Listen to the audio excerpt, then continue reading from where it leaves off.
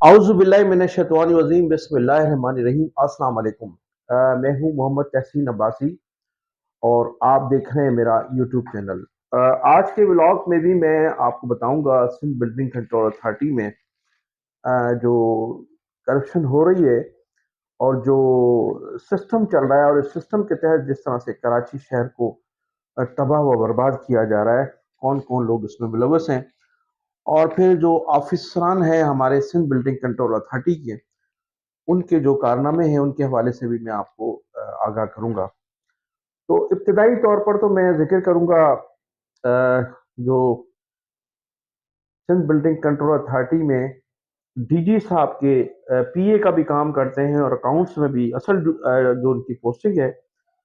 वो है अकाउंट्स में, और वो डीजी साहब के पीए का किरदार अदा करते हैं। यानी डीजी साहब से मिलने के लिए जब तक खालिद जमाली की परमिशन नहीं है तो डीजी से कोई नहीं मिल सकता। ये तमाम प्यून्स को और जो गार्ड हैं उनको ये अहकामात दिए गए हैं। तो इसी सूरत हाल के पेश नज़र जो जितने भी डीजी साहब की तरफ से पोस्टिंग के आर्डर किए जाते हैं उनको भी रोक लिया जाता है। और फिर गुज़श्ता रोज़ हुआ ये कि खालिद जमाली साहब को दो तरफ से शटअप कॉल आई। एक तो सूबाई वजीर बल्दियात सैयद नासिर हुसैन शाह साहब ने इनको डायरेक्ट फ़ोन करके इनकी संदिश की और इन्हें जो है कहा कि आप अपनी औकात में रहें, और जो सिंध बिल्डिंग कंट्रोल अथॉरिटी के मामलात हैं जो रुक गए हैं वो आपकी वजह से हैं। आप ना तो लोगों की पोस्टिंग होने देते हैं और ना ही जो है इसमें कोई इस्लाह अहवाल का की कोशिश जो हम करते हैं, जो गैर कानूनी तामीरात को रोकने की कोशिश करते हैं, तो उसमें खालिद जमाली जो है वो सबसे बड़ी रुकावट बने हुए थे। एक तो सूबाई वजीर की जानिब से इनको शटअप कॉल आई, और इसके अलावा जो ऑर्डर्स थे जो हमारे मुख्तदर हलकों की जानिब से कराए जाते हैं उनके भी ऑर्डर्स रोक लिए गए थे। वहां से भी इनको एक शटअप कॉल आई, उनको बताया गया, इनको बावर कराया गया कि अगर आइंदा उनके कामों में कोई रुकावट डालने की कोशिश की तो उन्हें फिर जैकाबाद या डैरकी में फेंक दिया जाएगा। अब उसमें कौन थे उसमें थे दो ऑर्डर। एक तो माजिद हुसैन का था जिसको गुज़श्ता दिनों कोरंगी से हटाया गया था, और कोरंगी से उनको इसलिए हटाया गया था कि एक साबिक डीजी थे जनाब आगा मसूद साहब, और आगा मसूद साहब भी जो अब रिटायरमेंट होने, मैंने कहा ना कि बहुत से ऐसे अफसरान, हरामखोर अफसरान हैं जिन्होंने अपनी पोस्टिंग के दौरान भी अरबों रुपए की करप्शन की। अब रिटायर होने के बावजूद भी वो इसमें, क्योंकि खून मुंह को लगा हुआ है ना, तो वो अभी तक भी इन इदारों को छोड़ नहीं रहे हैं। तो DG Sindh building control authority साबिक आगा मसूद साहब वो भी सिस्टम चला रहे हैं, वो भी जो है वो गैर कानूनी तामीरात में मुलव्वस हैं। उनकी जो बिल्डिंग्स थी, माजिद हुसैन ने कोरंगी, जिला कोरंगी में काफी बिल्डिंग्स जो गैर कानूनी बनी हुई थी उनको गिरा दिया था। उनको गिराने के नतीजे में हुआ ये कि माजिद हुसैन का वहां से ट्रांसफर कर दिया गया था। तो अब वो दोबारा बहाल हो गए हैं। और इसी तरह से औरंगजेब है जो कहा करते थे कि मुझे जो है वो नैब के एक अफसर की हिमायत हासिल है, या फिर मेरा जो फोन आता है वो आता है मलिर कैंट से, किसी ब्रिगेडियर साहब का नाम लेते हैं, तो फोन जरूर किसी का आया। और फिर औरंगजेब की भी पोस्टिंग कर दी गई है और माजिद हुसैन की भी पोस्टिंग कर दी गई है। तो दोनों के जो लेटर थे ये खालिद जमाली दबा कर बैठे थे। पोस्टिंग हो चुकी थी, ऑर्डर हो चुके थे, लेकिन खालिद जमाली वो दे नहीं रहा था इनको ऑर्डर, और मुसलसल उनसे पैसों का तगाजा कर रहा था मुबैना तौर पर, जिसकी वजह से इन दोनों को शटअप कॉल आई। और ये फिर दोनों की वजह से शटअप कॉल आई खालिद जमाली को, और फिर ये दोनों को जो है ऑर्डर दे दिए गए और ये दोनों की पोस्टिंग हो गई है। अच्छा, इसमें जो है एक गुलजमान है इनके साथ, वो भी इनमें मुलव्वस था। और इसके साथ साथ आपको नाज़रीन ये बताऊं कि ये इसको कहा गया है कि तुम अकाउंट्स के आदमी हो और अकाउंट्स में रहकर काम करो, उसको ये कहा गया है। लेकिन खालिद जमाली जो है वो अब भी तमाम कामों में दखल अंदाजी कर रहा है। और इसके साथ साथ आपको ये भी बताऊं कि अदील कुरैशी को की जो पोस्टिंग है वो इसने खास तौर पर कार्रवाई है उधर। और अदील कुरैशी जो है वो اربوں روپے کی کرپشن میں ملوث ہے، لیکن ابھی ادارے اس طرف کیوں نہیں دیکھ رہے، یہ سمجھ سے باہر ہے۔ اب میں ذکر کروں گا ان افسران کا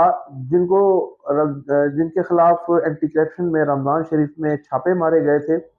اور وہ ملک سے فرار ہونے میں کامیاب ہو گئے تھے، لیکن اب وہ واپس آ گئے ہیں۔ یعنی اصغر عرف کاشف، یعنی اصغر کے نام پر اس کی نوکری ہے، اصل نام اس کا کاشف ہے۔ اور یہ جو کاشف ہے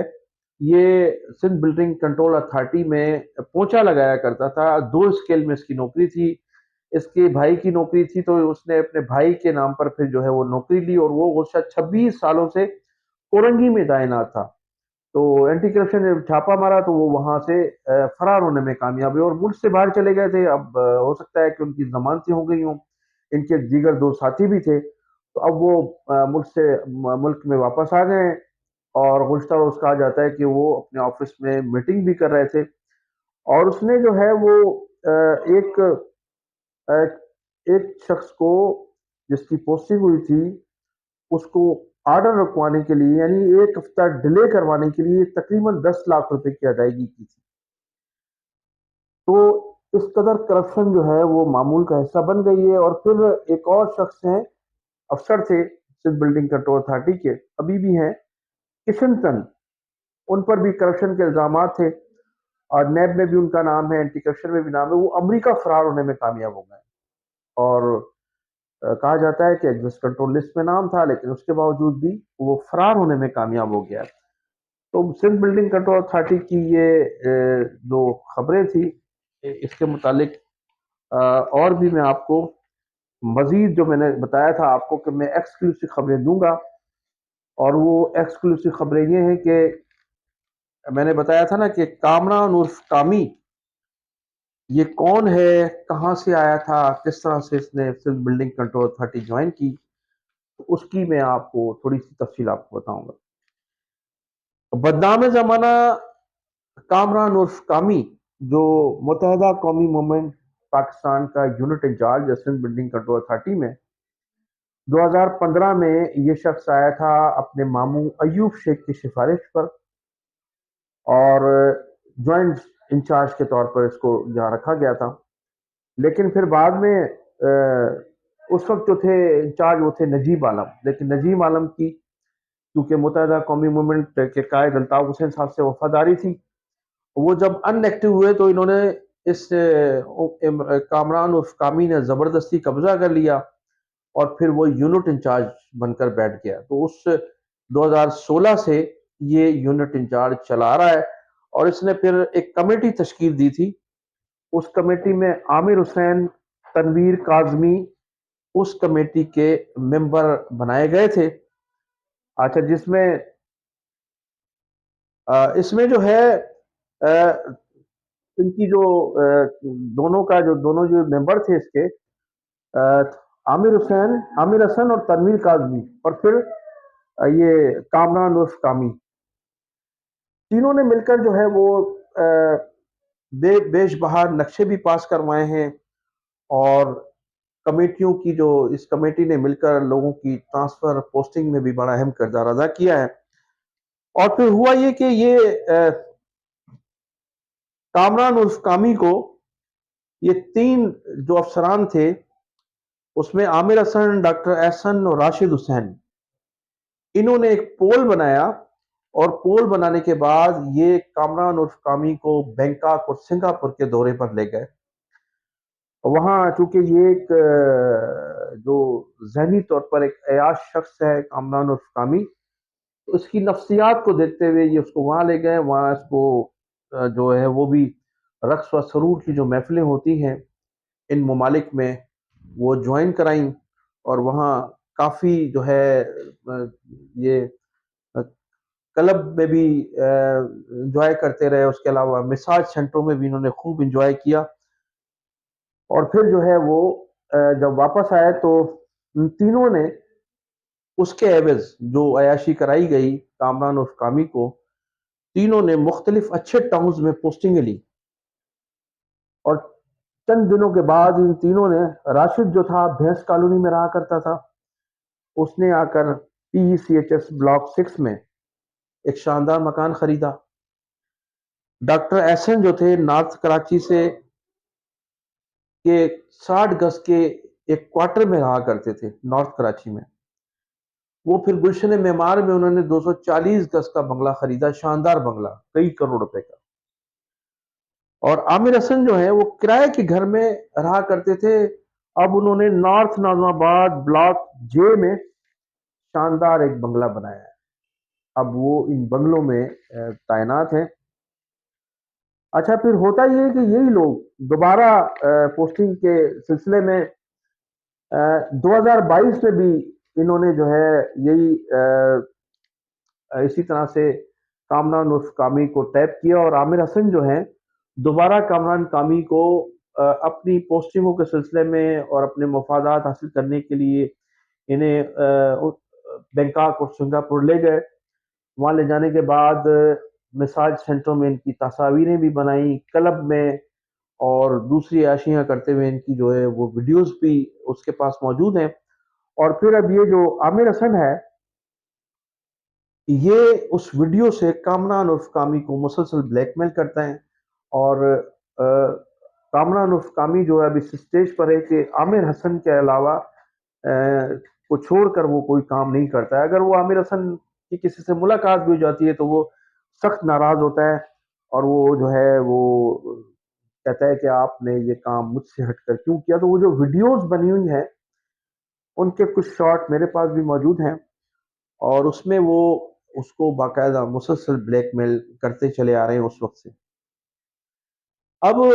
گزشتہ دنوں جو ایک ان کی میٹنگ ہوئی تھی اس کا بھی حوالہ آپ کو بتاتا ہوں۔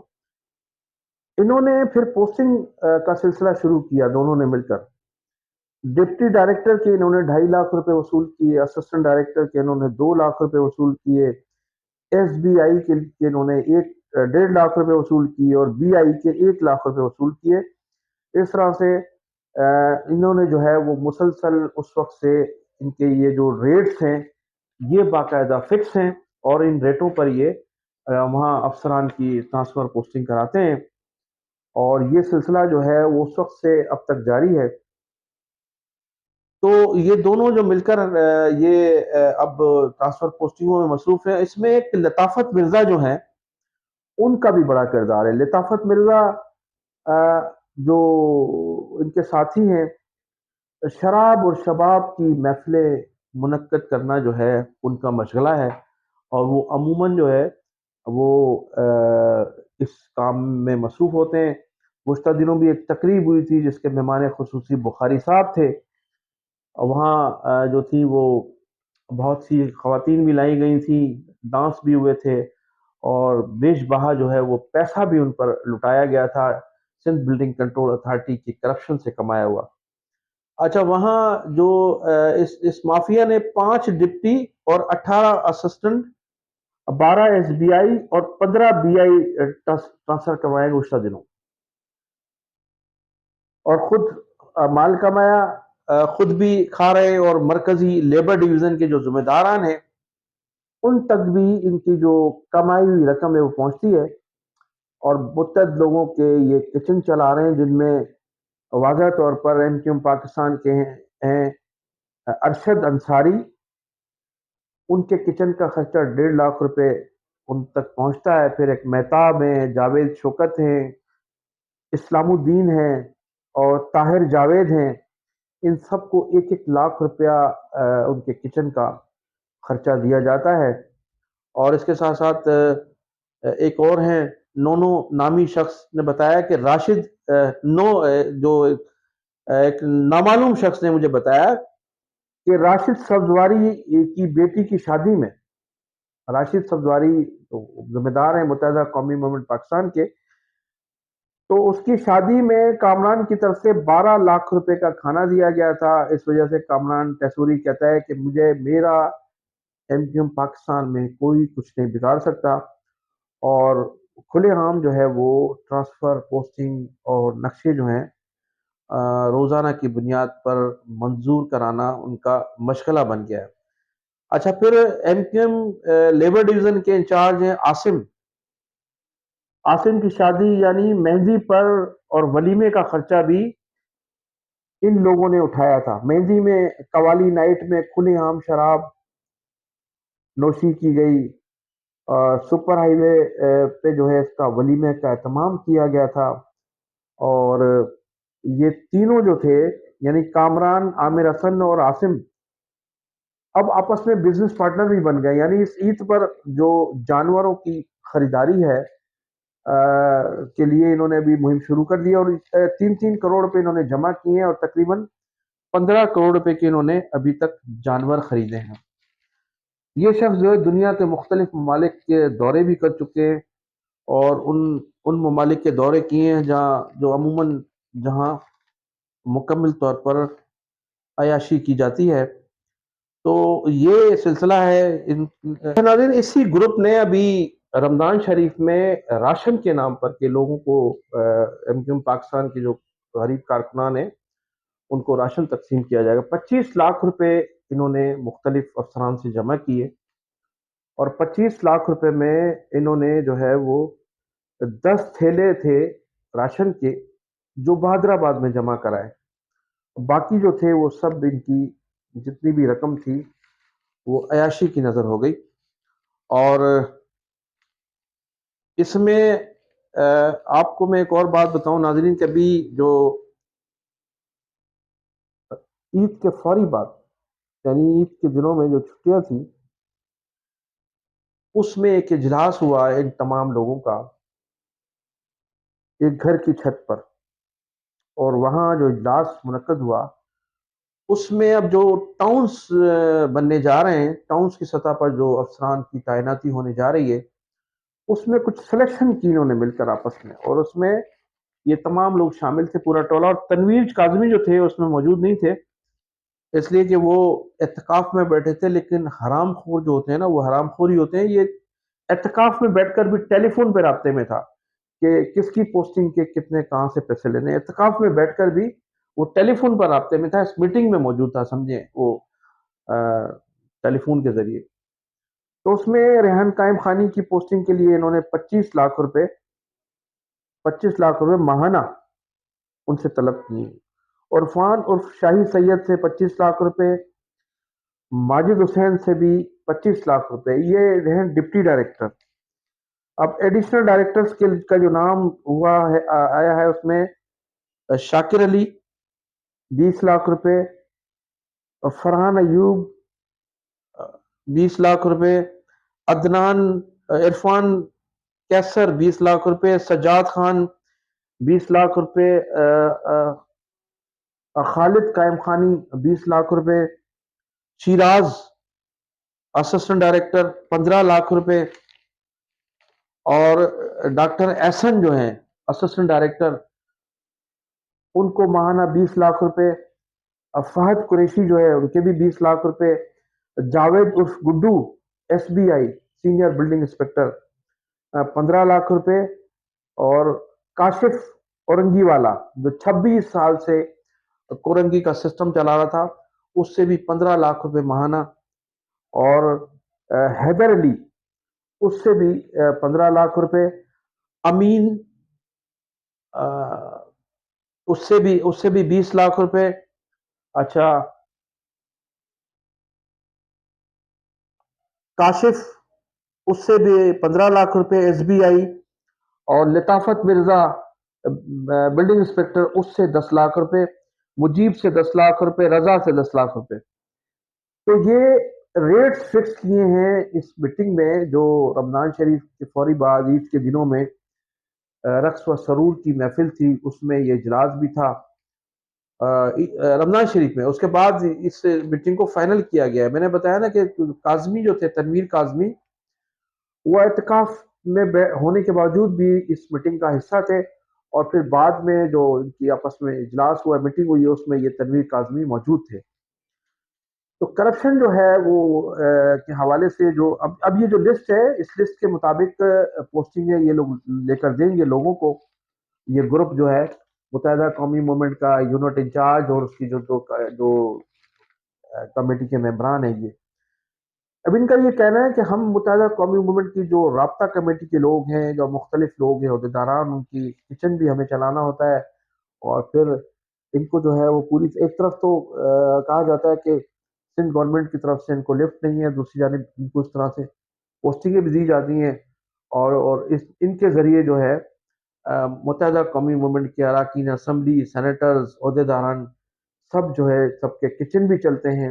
اور سب لوگوں کے معاملات بھی طے ہوتے ہیں۔ تو پوری طرح سے متحدہ کو انہوں نے ان کے سندھ بلڈنگ کنٹرول اتھارٹی کے سامنے گروی رکھ دیا ہے۔